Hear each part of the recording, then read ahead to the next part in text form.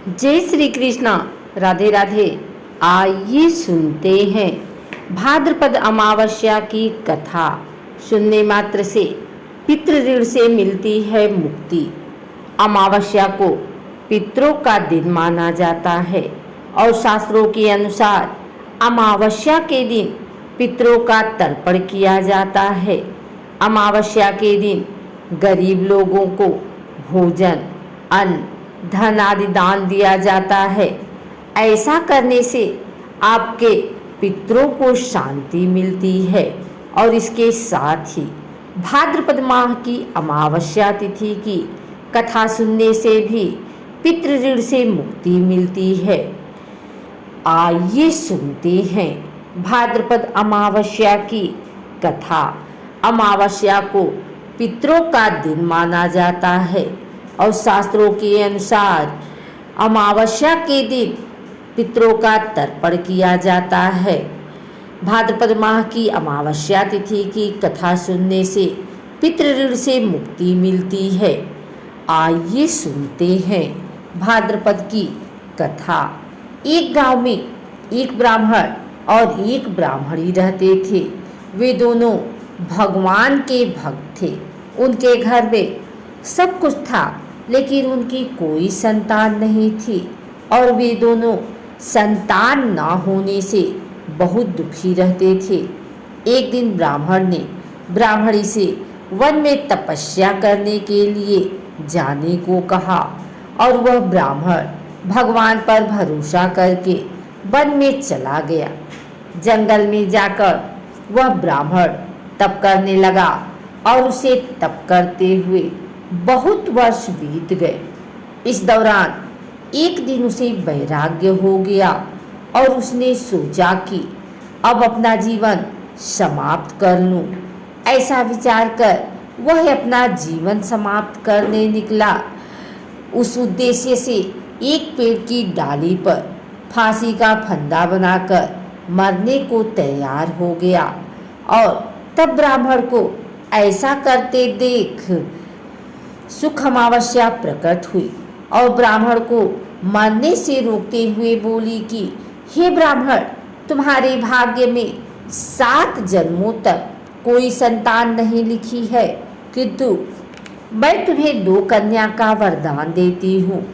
तुम एक कन्या का नाम अमावस्या और दूसरी कन्या का नाम पूनम रख देना और अपनी ब्राह्मणी को कहना कि शुक्ल अमावस्या का नियमित व्रत या उपवास करें।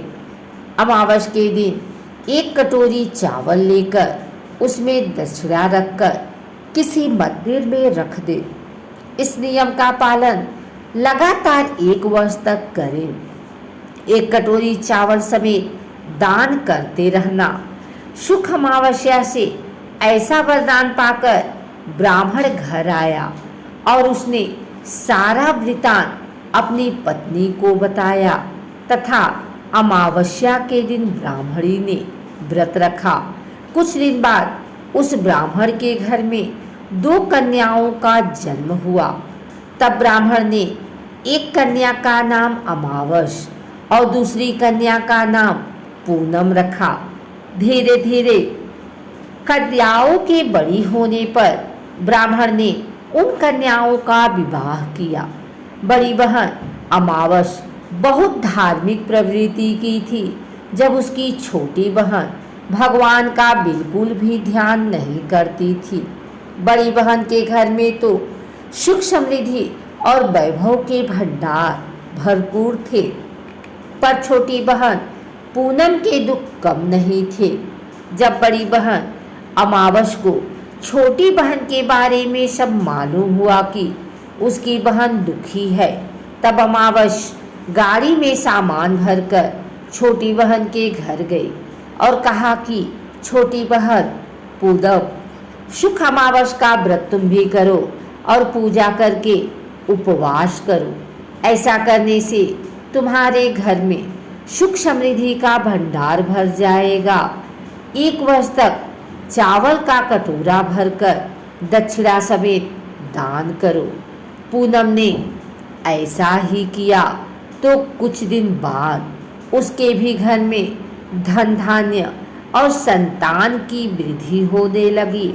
इस प्रकार जो भी सुख अमावस्या का व्रत विधि पूर्वक करता है उसके घर में भंडार सुख अमावस की कृपा से भर जाता है। सनातन धर्म में अमावस्या तिथि का विशेष महत्व है। वैसे तो अमावस्या तिथि हर महीने में पड़ती है, लेकिन हर अमावस्या तिथि का अपना अलग महत्व होता है। पंचांग के अनुसार भाद्रपद मास की अमावस्या तिथि 14 सितंबर को है। इस दिन स्नान दान करने का विधान है। धार्मिक मान्यता के अनुसार भाद्रपद मास की अमावस्या तिथि अन्य अमावस्या तिथि से अलग मानी जाती है, क्योंकि भाद्रपद अमावस्या पितृदोष और काल सर्प दोष से मुक्ति दिलाता है। भाद्रपद अमावस्या तिथि के दिन कुछ अचूक उपाय करने से कई तरह के लाभ भी मिलते हैं। भाद्रपद अमावस्या को पिठोरी अमावस्या, कुशत्पाटिनी या कुशग्रहणी अमावस्या भी कहा जाता है। इस साल भाद्रपद अमावस्या के दिन अद्भुत योग का संयोग बन रहा है। भाद्रपद अमावस्या के दिन साध्य बुधादित्य योग और पूर्व फाल्गुनी नक्षत्र योग बन रहा है। ज्योतिष शास्त्र में इस संयोग को बहुत शुभ माना जाता है। ज्योतिष शास्त्र के अनुसार अमावस्या के दिन भूलकर भी किसी व्यक्ति को बाल और नाखून नहीं काटना चाहिए। ऐसा करने से आपके पितृ नाराज हो सकते हैं और आपको पितृ दोष लग सकता है। इसके अलावा अमावस्या के दिन बाल धोना भी वर्जित माना गया है। वहीं अमावस्या के दिन किसी भी व्यक्ति को क्रोध, हिंसा, अनैतिक कार्य, मांस, मदिरा का सेवन नहीं करना चाहिए। अमावस्या तिथि को सुबह पवित्र नदी में स्नान करें। अगर नहीं है तो घर पर स्नान करें। इसके बाद वेदी स्थापित करें और सौभाग्य लक्ष्मी की तस्वीर को लाल कपड़े पर रखें। एक थाली रखें और उस पर 9 सिक्के रखें, जिन्हें हल्दी, चंदन, सिंदूर और फूलों से विधिवत सजाया जाए। फूल, प्रसाद, धूप और पीले चावल चढ़ाकर लक्ष्मी पूजा करें। अमावस्या के दिन गेहूं के दाने और आटे जैसे खाद्य पदार्थों से भी परहेज करना चाहिए। आपको विशेष रूप से भाद्र माह की अमावस्या के दौरान गेहूं खरीदने से बचना चाहिए।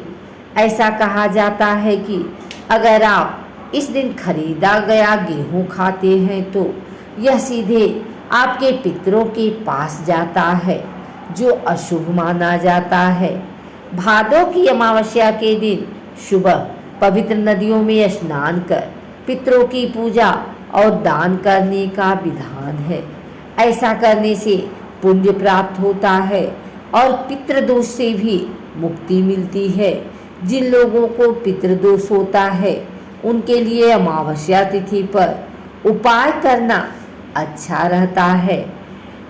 अमावस्या के दिन पूजा कैसे करें? सुबह स्नान कर स्वच्छ वस्त्र धारण करें और व्रत का संकल्प लें। सूर्यदेव और पितरों को जल अर्पित करें। इससे घर से कलह और दरिद्रता दूर होगी। इसके बाद पीपल के वृक्ष की पूजा और परिक्रमा करें। इस दिन तुलसी की 108 परिक्रमा से भी शुभ फल की प्राप्ति होती है। भगवान विष्णु की पूजा कर उन्हें पीले पुष्प, वस्त्र, चंदन, सुपारी, कुमकुम अर्पित करें। घी का दीपक और धूप जलाकर आराधना करें। इसके बाद ब्राह्मण को भोजन कराएं और गरीबों या जरूरतमंदों को दान करें। अमावस्या की रात तंत्र साधना के लिए बहुत खास रहती है। अघोरी और तांत्रिक अमावस्या की रात शमशान घाट में साधना करते हैं और अपनी शक्तियों को बढ़ाते हैं।